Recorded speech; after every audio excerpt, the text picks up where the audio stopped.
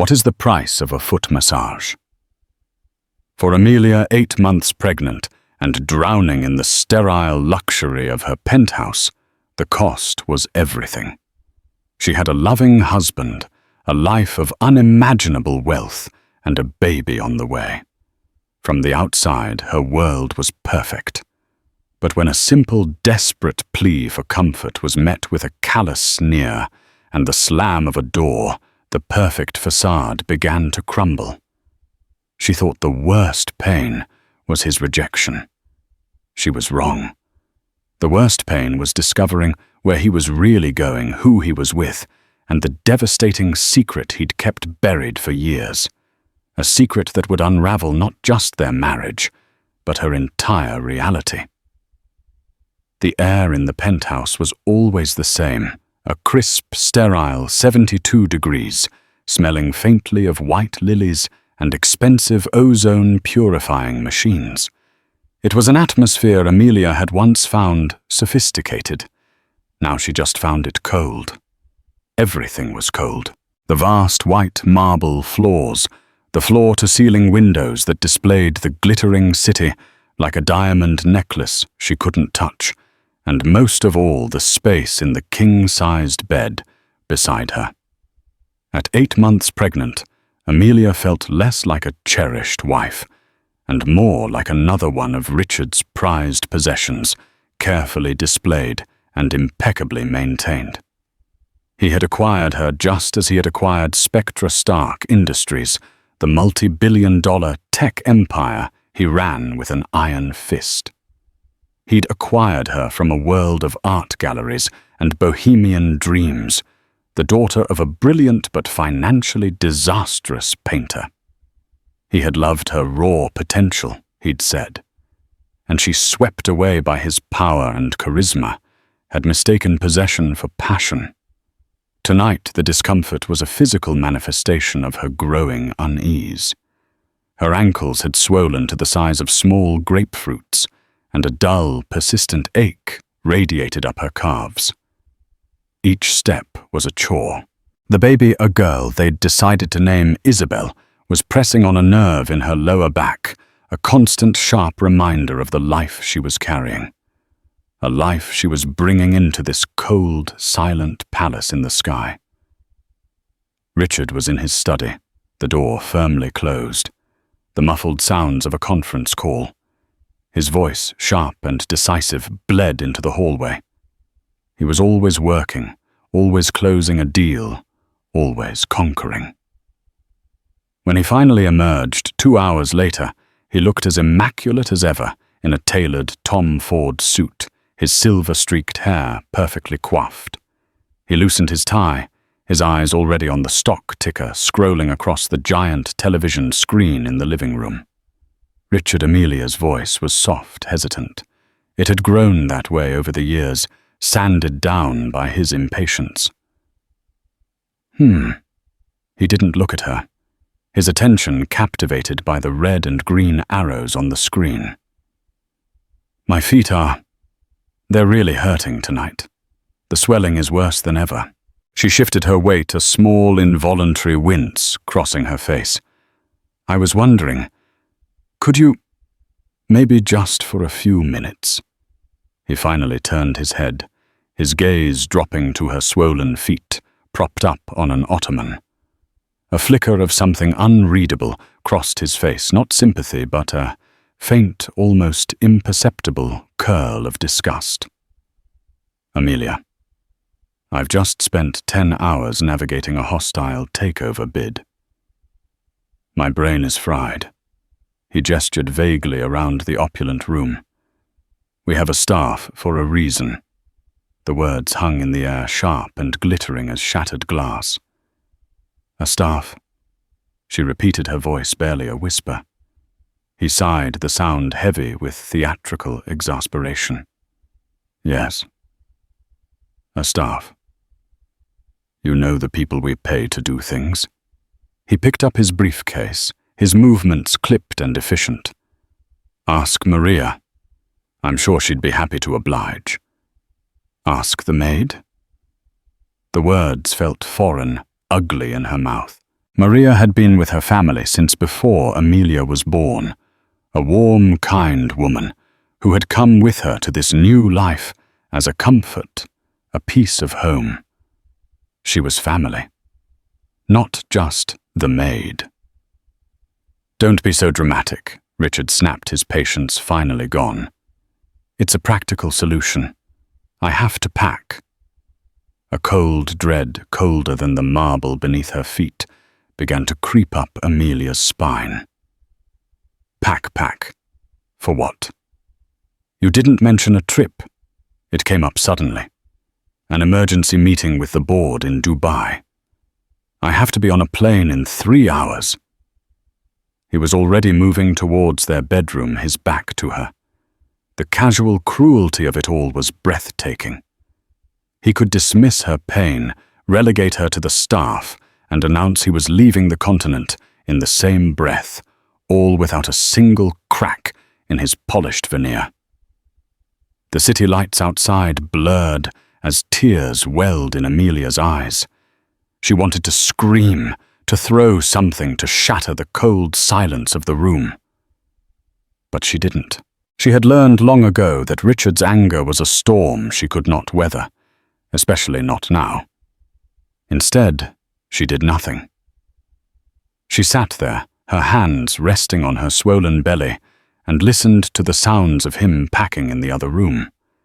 The brisk zip of a suitcase, the clink of cufflinks being dropped into a leather valet. The sounds of her husband leaving.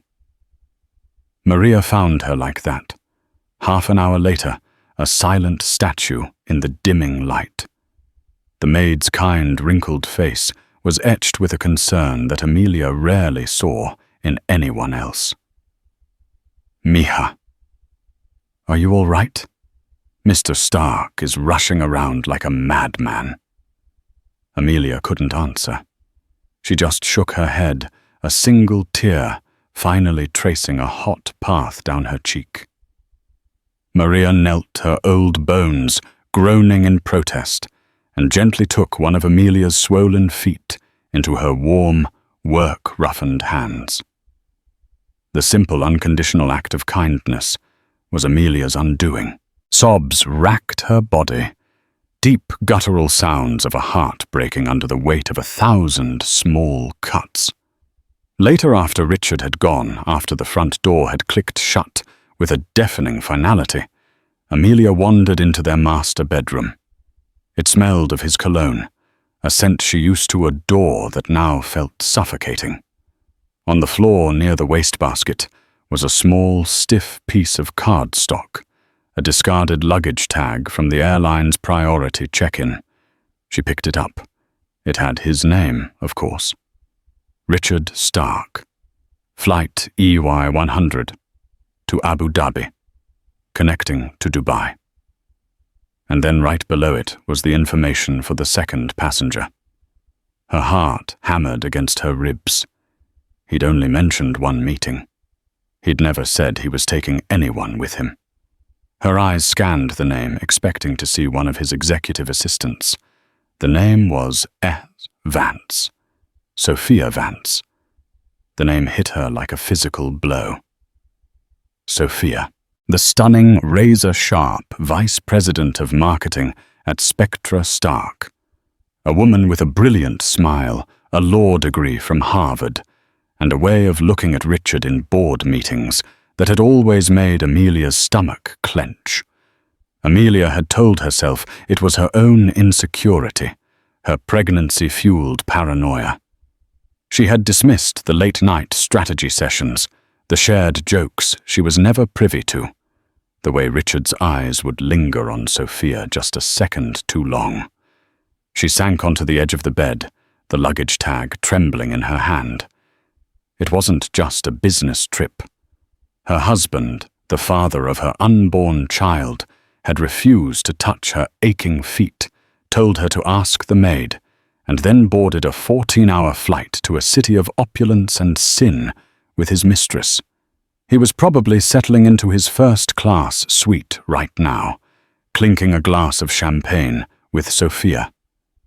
While she was left alone in their cold, empty palace, the echo of his words, a cruel mantra in her mind. Ask the maid. Staring at the name on the tag, a new feeling began to bubble up through the grief and humiliation. It was hot and sharp, a feeling she hadn't felt in a very long time. It was anger, a righteous burning fury that cleared the tears from her eyes and solidified into a cold, hard resolve. He had underestimated her. He saw her as a pretty docile thing to be managed and occasionally admired.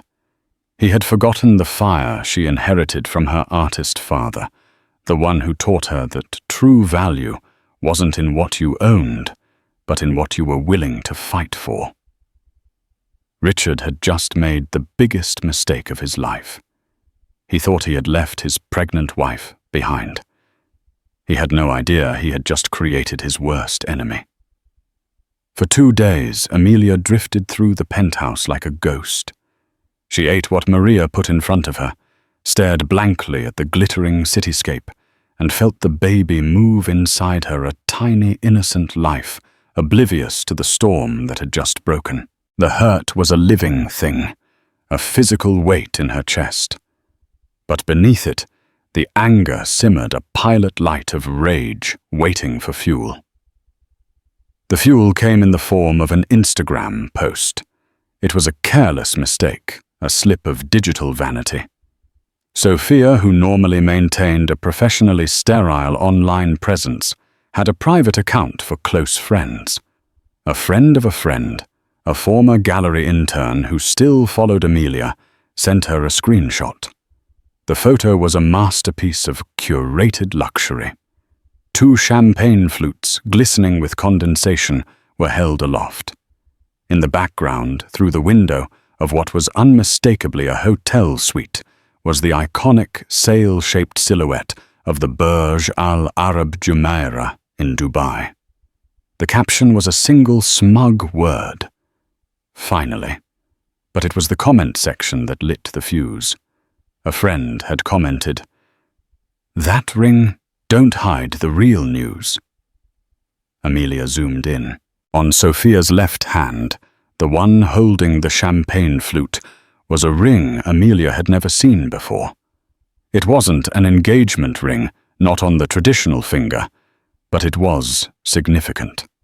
A massive canary diamond, ostentatious and loud.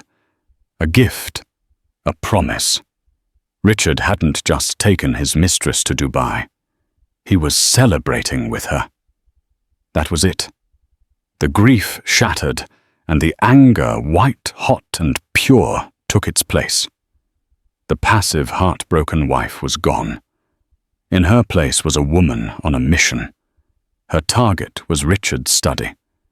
It was his sanctuary, his fortress of solitude. In 5 years of marriage, she had been inside it less than a dozen times. It was a space of dark wood, black leather, and the constant hum of high-end technology. My brain, he called it, and she was not welcome inside his brain. He keeps it locked, she told Maria, her voice hard, devoid of the tears from 2 nights ago. Maria looked at Amelia, seeing the new fire in her eyes. The maid's loyalty had always been to the kind girl she had helped raise, not the arrogant man who paid her salary. She gave a slow, deliberate nod. "There is a spare key for every room in this house, Mija, for emergencies, for the cleaning staff." She paused. "I believe this is an emergency." A few minutes later, Maria returned with a small brass key.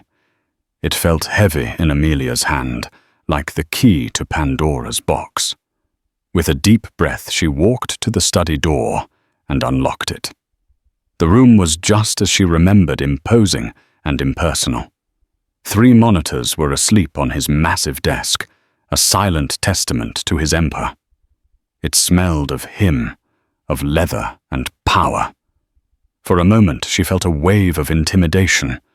What was she even looking for? Proof of the affair, she had that. Financial documents. She wouldn't know what to make of them. She started with the obvious, his desk drawers. They were filled with files, all neatly labeled Q3 projections, Spectra Stark logistics, board minutes. It was all corporate jargon, meaningless to her. She was about to give up when she noticed the grain of the wood on the front of the desk. One panel near the bottom right didn't quite match. It was a subtle, almost invisible seam. Her artist's eye, trained to see the slightest variations in color and texture, caught it instantly. She ran her fingers along the edge. No handle, no button. She pressed on it, and a section of the panel clicked softly and sprang open, revealing a hidden compartment. It was a false drawer front. Inside was not a stack of files, but a single sleek silver laptop. Not his primary work computer, but something else. Something hidden. Her heart hammered. This was it. She took it out and placed it on the desk. It required a password, of course. She tried the obvious ones, Spectra Stark 1, Richard Stark, Isabel. All were rejected. Frustrated, she stared at the blank screen. What did he value? What was at the center of his universe? Himself. She typed in a new password, the Emperor. The screen flickered and the desktop loaded. It was a treasure trove of his secrets. Folders were labeled with cold clinical precision. Sophia, pre-ennup, contingency. The Sophia folder was exactly what she expected: receipts for lavish gifts, reservations for hotels, even a draft of a lease agreement for a condo in her name. It was sickening, but not surprising. She clicked on the pre-nup folder. Inside was a scanned copy of the thick document she had signed a week before their wedding, her head full of love and trust. Richard's lawyers had called it a standard formality, a way to protect his existing assets.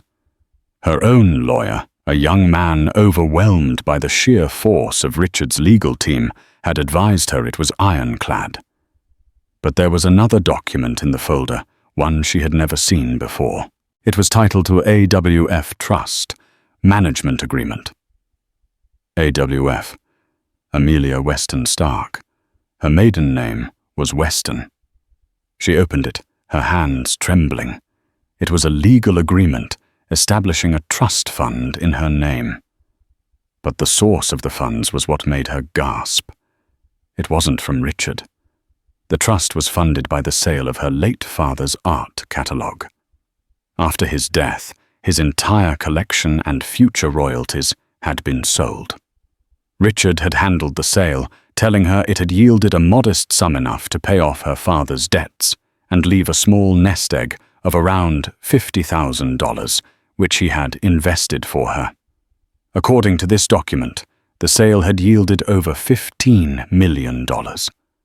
The blood drained from her face. All these years she had believed she came into this marriage with nothing but love and a small sentimental inheritance. All this time she had been a multi-millionaire in her own right, and Richard had been her trustee. She scrolled frantically through the file, which contained years of financial statements. It was a horror story written in numbers. He had been using her trust as his personal slush fund.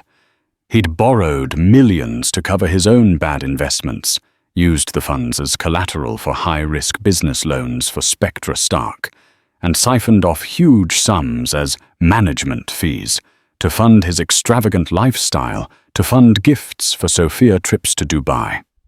He hadn't just cheated on her. He had systematically stolen from her father's legacy. The penthouse, the cars, the life he had so generously given her, she had paid for it herself without ever knowing. The final devastating blow came from a subfolder labeled Divorce Strategy. Inside was a single chilling document. It was a memo from his top lawyer outlining a plan. The prenup had a strict morality clause, and if either party engaged in behavior that could publicly embarrass the other or the company, they would forfeit certain assets. Richard's plan was clear if she ever discovered his affair and tried to leave him. He would paint her as an unstable, emotional, and unfit mother. He would use his wealth and power to manufacture a scandal leak, fabricated stories to the press, and trigger the morality clause against her. He would not only keep his money, but would also use her instability to gain sole custody of their child, thereby maintaining control over the child's future inheritance, which included the remnants of her own trust fund. He wasn't just planning to leave her with nothing. He was planning to take her child and the very last of what her father had left her. Amelia leaned back in the leather chair, the cold reality washing over her. This was not a simple case of infidelity. This was a calculated long-term campaign of fraud, deception, and psychological abuse. He hadn't married her for her raw potential. He had married her for her trust fund. She wasn't a wife. She was an asset to be stripped. The phone on the desk buzzed. It was a text message notification on the laptop screen, synced from his phone in Dubai. It was from Sophia. "Thinking of you. Can't wait for our future to begin. The deal is almost ready. Phoenix Dynamics won't know what hit them." Phoenix Dynamics. Amelia frowned.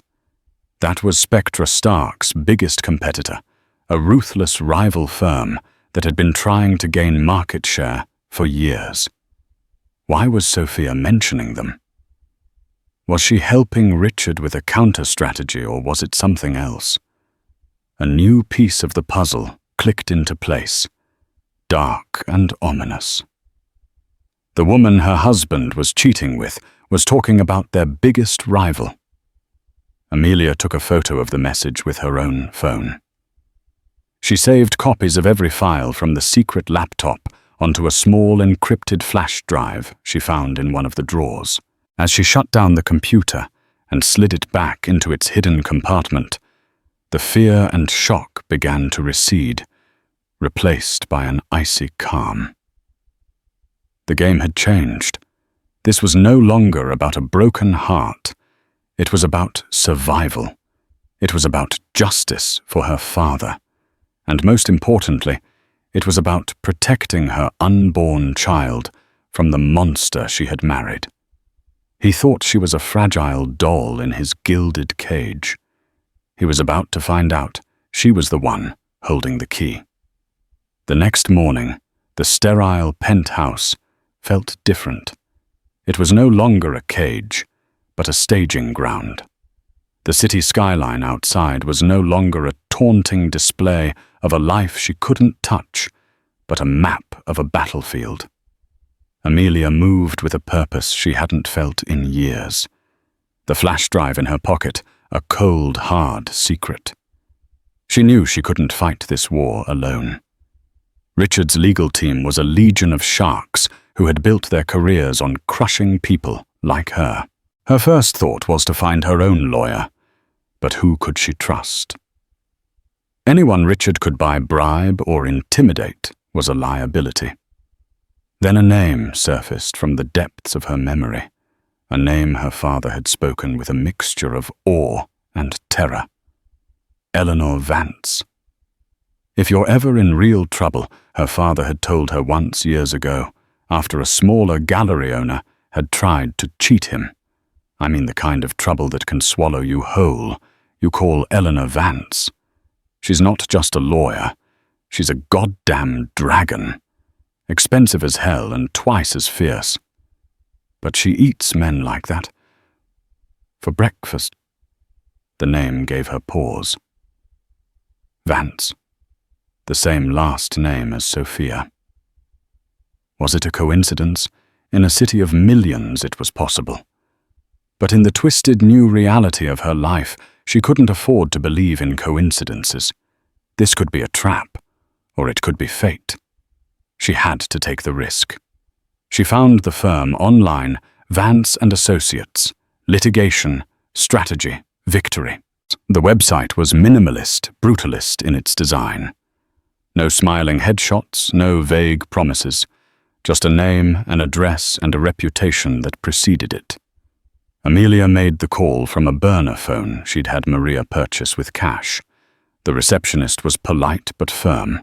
Ms. Vance's schedule was booked for the next 6 months. An initial consultation, if one could even be secured, required a $50,000 retainer. "I understand, Amelia," said her voice steady. "Please tell her that Arthur Weston's daughter is calling. Tell her it's about a trust, a company called Spectra Stark, and a man who is about to lose everything." She hung up, not knowing if her message would ever reach the dragon's lair. But less than an hour later, her burner phone rang. "This is Eleanor Vance." The voice was exactly as Amelia had imagined, low, gravelly, and utterly devoid of pleasantries. It was the voice of a woman who didn't have time for nonsense. "Thank you for calling me back," Amelia began, her heart pounding. "I have a 10-minute window between a deposition and a flight to Zurich. Your father was a brilliant man who died with his genius locked away by jackals. You have my attention for 9 more minutes. Talk." In a rush of words, Amelia laid out the basics. The pregnancy, the trip to Dubai, the hidden laptop, the $15 million trust, the fraud, the plan to take her child. She spoke with a clarity and precision that surprised even herself. The anger had burned away the fog of despair. There was silence on the other end of the line. For a terrifying moment, Amelia thought she'd been dismissed. "Where are you right now?" Eleanor finally asked. My home. Richard's penthouse. Is it secure? I don't know. He has cameras, but I don't think he checks them.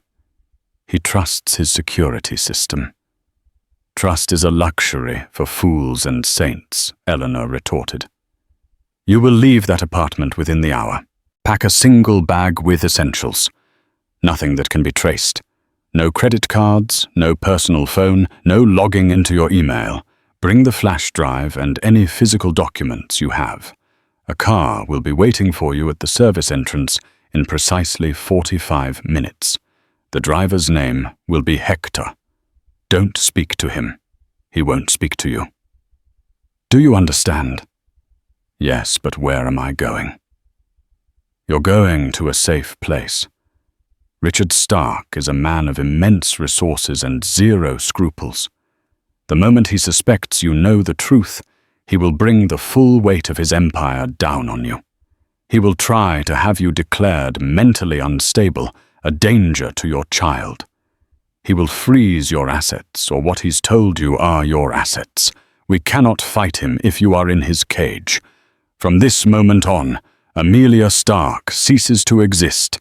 You are now my client, and my clients become ghosts until the battle is won." Before Amelia could ask another question, Eleanor added one last thing. "One more thing. You mentioned a woman, Sophia Vance." "Yes," Amelia said, her breath catching. "Is she related to you? A dry, mirthless chuckle came down the line. "The world is full of Vances, my dear. Some are dragons, others are snakes. It's important to know the difference. I'll see you shortly." The line went dead.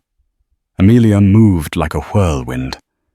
She threw essentials into a nondescript duffel bag Maria provided. Old clothes, toiletries, the burner phone. The last thing she packed was a small framed photo of her father. His face crinkled in a smile. Saying goodbye to Maria was the hardest part. The older woman held her embrace fierce. "You be strong, Mija. You have your father's fire. Let it burn. He'll fire you, Maria." Amelia whispered, her voice thick with emotion. "Let him," Maria said with a defiant sniff. "I have my savings and my dignity. Something he knows nothing about." Amelia slipped out the service entrance, her heart pounding with a mixture of fear and exhilarating freedom. A black town car was idling by the curb exactly as promised. The driver, a large, impassive man, simply opened the back door for her. The interior was dark and cool. As the car pulled away from the curb, Amelia looked back at the gleaming glass tower that had been her prison. She was out. The car drove for over an hour, heading out of the city and into the rolling hills of the countryside. It finally turned down a long tree-lined driveway, coming to a stop in front of a beautiful but unassuming farmhouse. It was the antithesis of the penthouse, warm, welcoming, made of wood and stone. Eleanor Vance was waiting on the porch. She was older than Amelia expected, perhaps in her late 60s, with a mane of silver hair pulled back in a severe bun. She wore a simple, impeccably tailored black dress, and her eyes, a piercing shade of blue, seemed to see right through Amelia, assessing every strength and every weakness. This was, without a doubt, the dragon. Mrs. Stark. Eleanor said, her voice the same gravelly tone from the phone. "Welcome to the war room." Inside the house was a surprising mix of rustic charm and high-tech security. Laptops and monitors were set up on a large farmhouse table. The air smelled of old books and brewing coffee. For the next 8 hours they worked. Amelia, guided by Eleanor's sharp, incisive questions, recounted every detail of her marriage, every conversation, every slight, every suspicion. Eleanor listened, her face an unreadable mask while her fingers flew across a keyboard. Building a file, a timeline, a strategy. She took the flash drive and, with the help of a tech expert on video call, delved deeper into the files, uncovering layers of shell corporations and offshore accounts that made Amelia's head spin. "He's more than a cheat," Eleanor concluded, her voice grim as she stared at the screen. "He's a predator. And Spectra Stark isn't the fortress he pretends it is. It's a house of cards built on your father's legacy. He's been cooking the books for years. This upcoming sale he's planning, it isn't about expansion. It's a desperate cash-out before the whole thing implodes." Eleanor stood up and walked to the window, looking out at the darkening fields. "He believes you are his greatest weakness. A pregnant, emotional woman he can easily discredit and control. We are going to make you his downfall." How Amelia asked, feeling a surge of hope for the first time. Eleanor turned, her blue eyes glinting in the lamplight. "First, we use his own tactics against him. He wants to control the narrative. We'll create our own. Second, we use his arrogance as a weapon. He's in Dubai, basking in his own glory, completely unaware that the ground is about to give way beneath him. And third," she paused, a slow, dangerous smile spreading across her face, "we introduce a variable he could never anticipate. You mentioned his mistress is talking to Phoenix Dynamics. Let's find out exactly what she's saying, shall we? It's time to see what the snake is up to in the garden." Dubai was a city built on ambition, a shimmering mirage of glass and gold rising from the desert. For Richard Stark, it was a home away from home, a playground where his wealth and ego could stretch out unconstrained. For Sophia Vance, it was the perfect hunting ground. Their suite at the Burj Al Arab was obscene in its luxury, a 2-story monument to excess with a private cinema, a rotating canopy bed, and a butler who materialized at the slightest whisper. Richard lapped it up, seeing it as his due, the just reward for his brilliance. Sophia saw it as a gilded cage for her prey. She played her part to perfection. She was the adoring, intelligent mistress, her body molded against his, her laughter echoing at all his jokes. She listened with rapt attention as he pontificated about his business acumen, his voice booming with arrogance. The board was panicking. He gloated one evening, a glass of 25-year-old Macallan in his hand, as they stood on their private terrace overlooking the Persian Gulf, crying about Phoenix dynamics eating into our market share. They don't see the big picture. I had to fly all the way out here to hold their hands and reassure our investors. Sophia traced a finger along his jaw. You're the only one who can, Richard. You built Spectra Stark from nothing. They're fools to doubt you. Exactly. He preened his chest, puffing out. And this sale? This is the master stroke. They think I'm selling off a key division out of weakness. In reality, I'm securing a war chest that will allow us to crush Phoenix for good. They'll never see it coming. Every word he said was a lie, and Sophia knew it. She had been cultivated by Phoenix Dynamics for 2 years with a single objective. Get close to Richard Stark. Identify the rot inside his empire, and help Phoenix acquire it for pennies on the dollar. She was not a corporate spy in the traditional sense. She was a demolition expert. Her job was to find the cracks in the foundation and plant the dynamite. The trust fund had been the ultimate crack. Her research team at Phoenix had flagged it months ago, a significant privately managed trust connected to Stark's wife with unusual and aggressive financial activity. They had tasked Sophia with getting close enough to confirm their suspicions and find out just how deep the rot went. Richard, blinded by her beauty and his own hubris, had made it astonishingly easy. He'd practically confessed his fraud to her, framing it as clever financial maneuvering. That evening, while Richard was on a self-important call with his CFO, Sophia made her own move. She sat on the edge of the marble bathtub, the picture of casual relaxation, and sent a coded message to her handler at Phoenix Dynamics. Handler status. Sophia. The lion is proud of his roar. He thinks the sale is his salvation. He's confirmed leveraging the AWF trust to cover operating losses for the last 3 quarters. The company is a hollow shell. Stock valuation is pure fiction. Handler. He has no idea he's selling to us through a front corporation. Sophia none. He's too arrogant to even consider it. He's focused on the payout and the ring. Handler. The canary diamond. A nice touch. He's fully invested in you. Sophia. He thinks he's buying my future.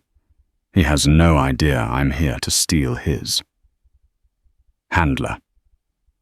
The board at Phoenix is getting nervous. They want to move. Sophia. Tell them to hold. The price isn't low enough yet. I need to start a rumor.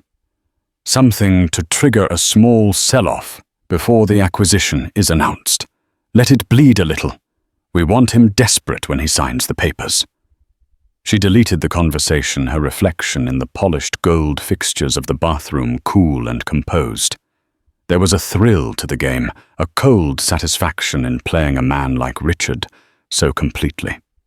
He saw her as an upgrade to his wife, a younger, smarter, more ambitious model. He didn't realize that to her, he was just a mark. A stepping stone to a 7-figure bonus and a seat on the board at Phoenix Dynamics. Her only lingering thought was of the wife Amelia. In her research, Sophia had seen photos of her, a soft, beautiful woman who looked out of place in Richard's sharp-edged world. A pregnant wife. Sophia felt a fleeting, inconvenient pang of something that might have been guilt. She squashed it immediately. This was business. Amelia was collateral damage in a war she didn't even know was being fought. In the world of corporate takeovers, there was no room for sentiment. Her thoughts were interrupted by Richard entering the bathroom. He ended his call and tossed his phone onto a plush towel. "Problem solved," he announced, pouring himself another drink from the bar cart. "My CFO is a worrier. He's concerned about some discrepancies in the third quarter accounting. I told him to fix it. That's what I pay him for." Sophia rose from the edge of the tub, wrapping her arms around his neck. "You're under so much pressure. Let me help you forget about it." As she kissed him, her mind was already working. Accounting discrepancies. That was the rumor she needed. It was perfect. Vague enough to be deniable, but serious enough to spook investors. Tomorrow, she would make an anonymous call to a well-connected financial blogger she had on her payroll. She would leak the information, a carefully placed drop of poison, into the well of Wall Street. Richard, lost in her embrace, was oblivious. He felt powerful, desired, in complete control of his universe. He was standing at the pinnacle of his success, celebrating with his brilliant mistress in a palace in the sky. He didn't feel the ground crumbling beneath his feet. He didn't see the serpent smiling up at him, ready to strike. He was too busy admiring the view from the top of the cliff to notice he was already falling. The farmhouse had become Amelia's world. Days bled into one another, marked not by the sun, but by the steady influx of information from Eleanor's team. The large table was now covered in a web of connections, linking shell corporations' offshore bank accounts and key players. At the center were two photos, Richard smiling his confident, predatory smile, and Sophia, her beauty, a calculated mask. Amelia's due date was less than a month away, and the weight of it all, the betrayal, the legal battle, the sheer enormity of Richard's deception pressed down on her. Some moments the stress was so immense she could barely breathe. But then she would feel a kick, a flutter from within, and her resolve would harden like steel. This was not just for her anymore. This was for the little girl who deserved to be born into a world free of her father's shadow. Eleanor was a force of nature, a whirlwind of focused energy. Her team of forensic accountants and private investigators worked around the clock, digging deeper into Richard's financial labyrinth. "He got sloppy," Eleanor said one evening, pointing to a complex flow chart on a monitor. "When he started using your trust to plug holes in Spectra Stark's operating budget, he crossed a line from immoral to blatantly illegal. He's been reporting false earnings to the SEC for at least 18 months. We have him, Amelia. We have him dead to rights." It was the news Amelia had been waiting for, but the victory felt hollow. The proof of his crimes didn't erase the years of lies. Then came the second twist, the one that changed the very nature of the war they were fighting. It came from an old, semi-retired private investigator Eleanor kept on retainer for deep background checks. His name was Gus, and he specialized in digging up ghosts. "You're not going to believe this, Eleanor," Gus said, over a secure video call, his voice raspy. "I was digging into Stark's early life, pre-Spectra, looking for a pattern. We all know he's a widower, right? First wife Laura Parker died in a boating accident in the Hamptons about 10 years ago. Tragic story." "Get to the point, Gus," Eleanor said, her patience thin. "Right. So the story is they were out on his boat. A storm rolls in. The boat capsizes, he survives. She doesn't. Her body was never recovered. He inherited her small fortune, which he used as seed money for his first big venture. It's the foundation myth of the great Richard Stark." "And," Eleanor pressed. Gus leaned closer to his camera. "The thing is, Laura Parker wasn't her real name. It was an alias. She was a runaway from a wealthy family in Louisiana who'd changed her name to escape them. Her real name. You sitting down? Eleanor didn't flinch. I'm always sitting down, Gus. Her real name was Eleanor Vance. Amelia, who had been listening from the corner, froze. The room went silent. That's not possible, Amelia whispered. Oh, it's possible, Gus rasped. Different Eleanor Vance, obviously.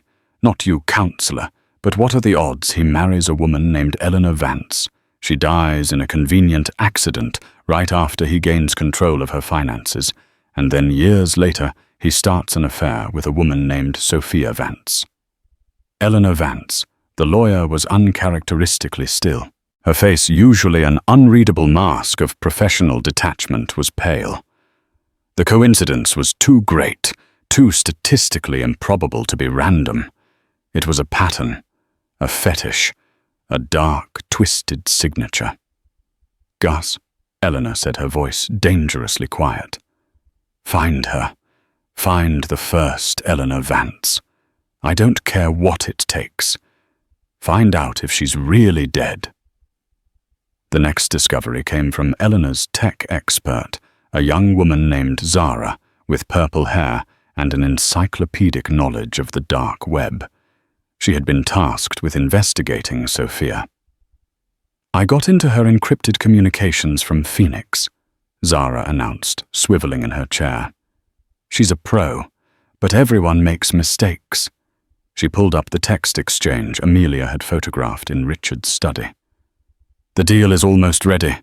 Phoenix Dynamics won't know what hit them. We assumed this meant she was helping Richard screw over Phoenix, Zara explained. But I cross-referenced it with the intel we have on the supposed buyer for the Spectra Stark division. It's a shell corporation based in the Cayman Islands called Ethelred Holdings. Ethelred? Eleanor frowned. Ethelred the Unready, the weak English king who was blindsided by Viking invasions. Exactly, Zara said with a grin. It's a joke. Ethelred Holdings is a front. It's funded entirely and secretly by Phoenix Dynamics. Sophia isn't helping Richard prepare for a deal. She's the architect of his demise. She's been feeding him bad information, stroking his ego, and setting him up to sell his company to his greatest enemy for a fraction of its worth. The message Phoenix Dynamics won't know what hit them was a lie for Richard's benefit in case he ever saw it. The perfect misdirection. The final piece of the puzzle slotted into place. Richard wasn't just a cheat and a fraud being played by his mistress. He was a pawn in a massive corporate takeover. A king being checkmated in a game he didn't even know he was playing. And his choice of mistress, another Vance, wasn't just a coincidence. It was a symptom of a pathology, a deep-seated darkness that hinted at something far worse than financial crimes. Suddenly, the timeline became critical. Richard and Sophia were moving to finalize the sale. They had to act before he signed those papers, before the money vanished into a web of international accounts, and before he could return to the US to execute his plan against Amelia. But just as Eleanor was about to give the order to file the injunctions and lawsuits they had prepared, Amelia cried out, doubling over in pain. A sharp, undeniable contraction seized her body. "Eleanor!" She gasped, her face pale, with a mixture of pain and terror. "It's time. The baby is coming." The war had just become a race against time, fought on two fronts, one in a hospital room and one in the boardrooms and banks across the world. And Amelia was at the center of it all, her body about to bring a new life into the world, just as she was fighting to tear an old one down. The delivery room was a sterile white cocoon, a world away from the chaos of their legal battle. For 12 agonizing hours, there were no lawsuits, no fraudulent trusts, no cheating husbands. There was only Amelia, her body locked in a primal struggle with Eleanor, surprisingly by her side. The formidable lawyer had transformed her voice, losing its gravelly edge, becoming a source of steady, calm encouragement. At 3:17 a.m., Lily Weston was born screaming with a healthy set of lungs. As the nurse placed the tiny, wrinkled baby on Amelia's chest, the world fell away. All the anger, all the fear melted in the face of the overwhelming, fierce love she felt for this little person. She had done it. She had brought her daughter safely into the world. Holding Lily, Amelia knew she wasn't just fighting for justice anymore. She was fighting for this child's future, a future of truth and light. Her resolve, which had been forged in anger, was now armor-plated with a mother's love. While Amelia recovered, Eleanor unleashed the storm. The first strike was silent and digital. At precisely 9:00 a.m. in New York, just as the markets opened, Zara the tech expert executed a carefully planned leak. She sent an encrypted data packet containing proof of Sophia Vance's corporate espionage, her communications with Phoenix Dynamics, her manipulation of Spectra Stark's internal data to a select group of top financial journalists and market regulators. The information was anonymous, untraceable, but undeniably authentic.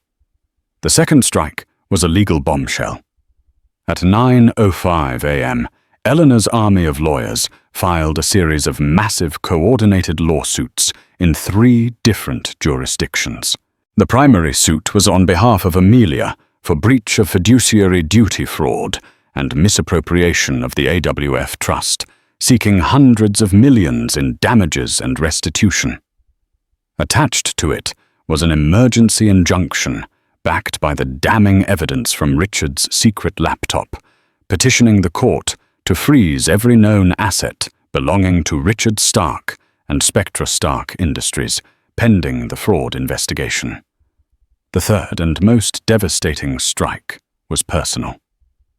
Eleanor made a single phone call to the district attorney's office in Suffolk County, New York. She spoke to the head of the cold case unit.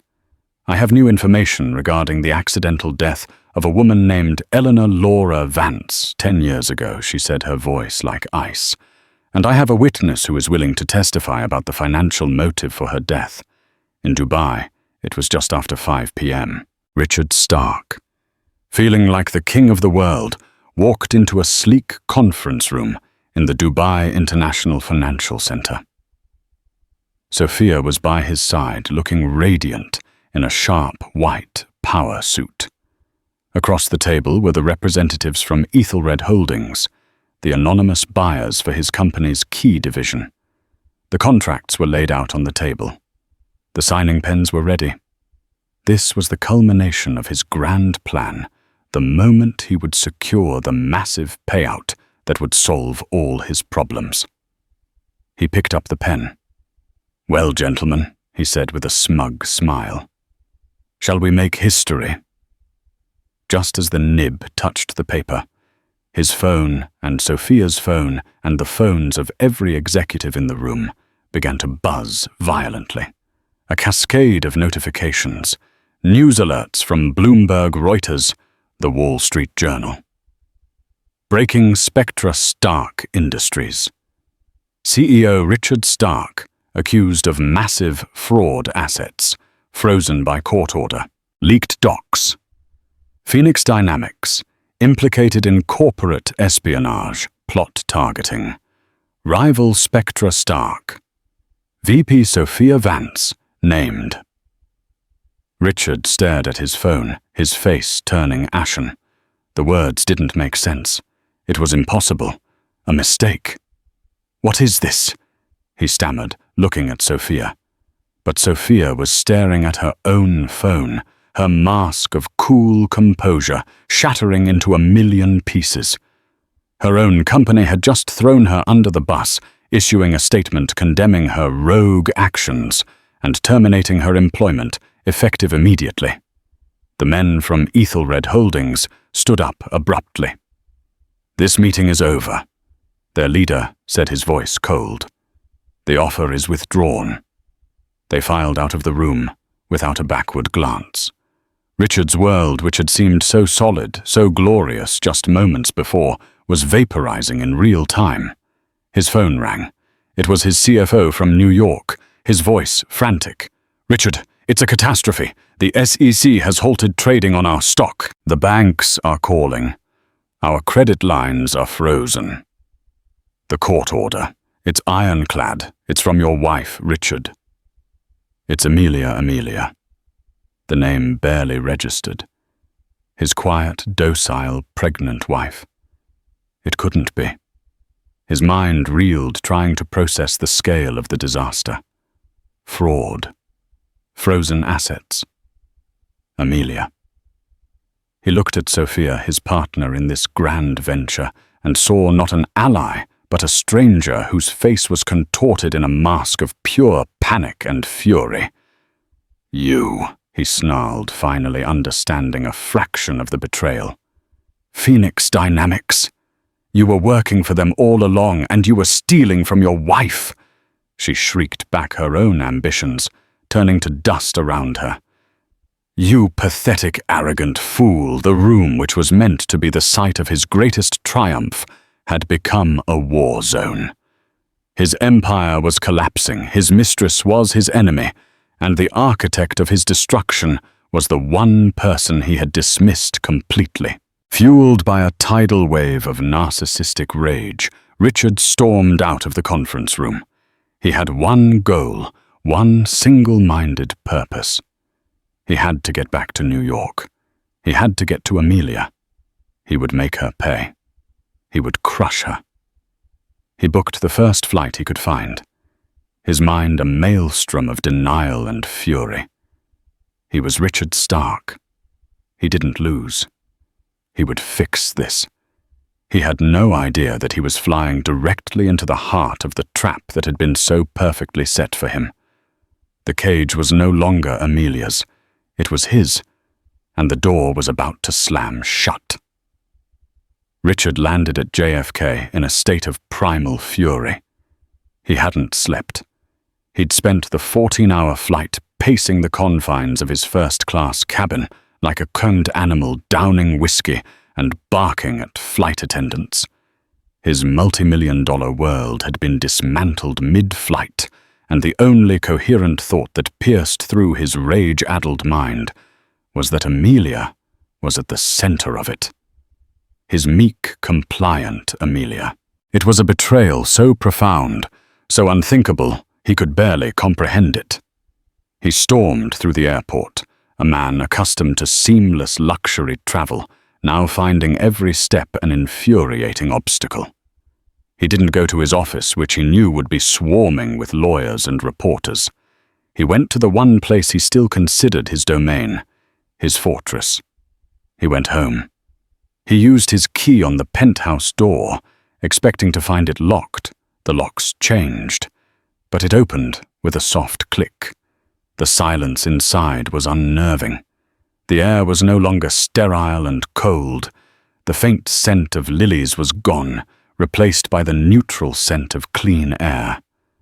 The vast white space seemed to be holding its breath. "Amelia," he roared, his voice echoing off the marble floors. "Where are you?"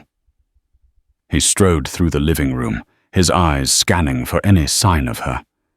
He was ready for a fight, for tears, for hysterics. He was prepared to verbally dismantle her, to terrify her back into submission. He found her in the nursery. The final vestiges of Richard's composure crumbled. He was cornered, exposed. But his narcissistic rage had one last place to go. The baby. He hissed, his eyes locking on the bundle in Amelia's arms. "That child is a Stark. You will not take my child from me. I will fight you with everything I have." Amelia looked down at Lily, her expression softening. "Her name is Lily Weston," she said softly. "She will carry my name and my father's name, a name you tried to tarnish. She will have nothing of yours. Not your money, and certainly not your poison." As if on cue, there was a firm knock at the penthouse door. Richard's head snapped towards the sound. "Who is that?" That Eleanor said a grim satisfaction in her voice would be the other variable. The one from 10 years ago.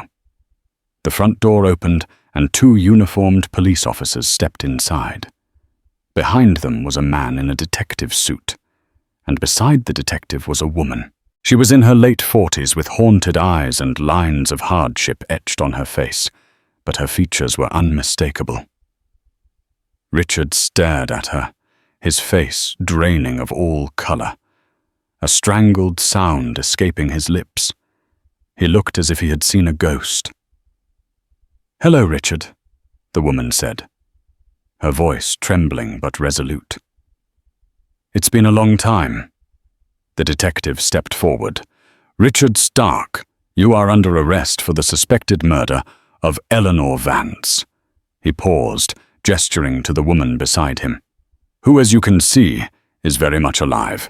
She'll be testifying about how you tried to kill her in a boating accident after she discovered your first foray into financial fraud. It was the final fatal blow. The ghost of his past, the first Eleanor Vance, had returned to bury him. He had been so consumed with the war in front of him that he never saw the one sneaking up from behind.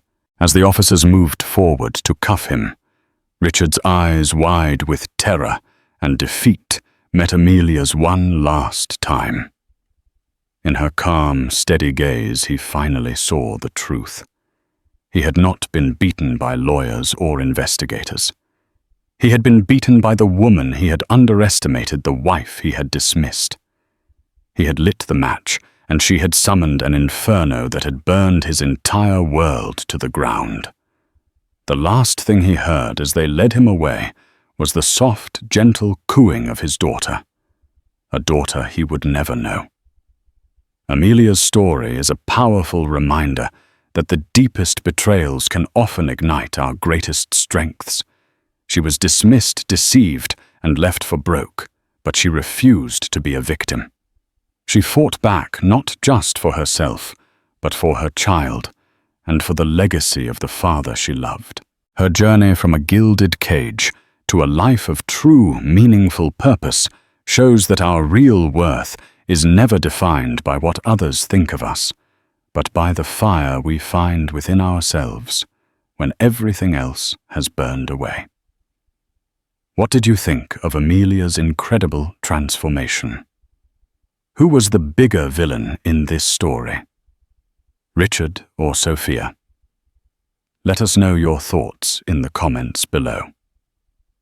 If you were moved by this story of justice and resilience, please give this video a like, share it with someone who loves a story of triumph, and make sure you subscribe to the channel for more gripping tales of drama and revenge.